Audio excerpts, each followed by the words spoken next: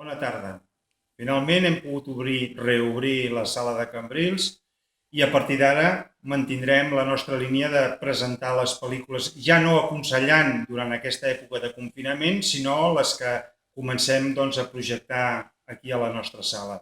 I avui ens hem decidit per una de les primeres que fem, que de fet ja estava prevista fer-la el passat mes d'abril i que, per les circumstàncies que tots sabem, s'ha retardat. Es diu Los profesores de Saint-Denis. El cinema francès ja ens té acostumats a pel·lícules sobre estudiants, sobre professors, sobre instituts. I de fet, grans directors com el Bernard Tavernier o el Cantet amb la famosa La classe o la professora d'història són antecedents d'aquesta pel·lícula. I no fa gaire temps, El buen maestro seria de les pel·lícules que parlen sobre l'educació a França. França té molt interès en seguir i evolucionar en el sistema educatiu.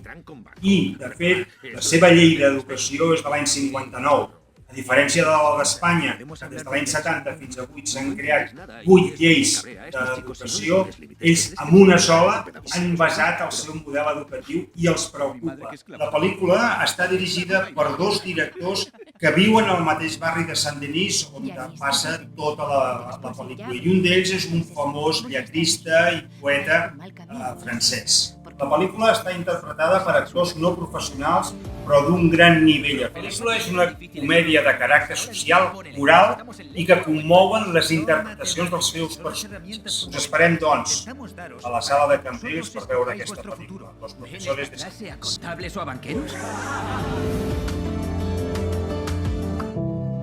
Enseñar aquí no es como enseñar en otros sitios. Nuestra tarea es intentar que un alumno pueda salir adelante.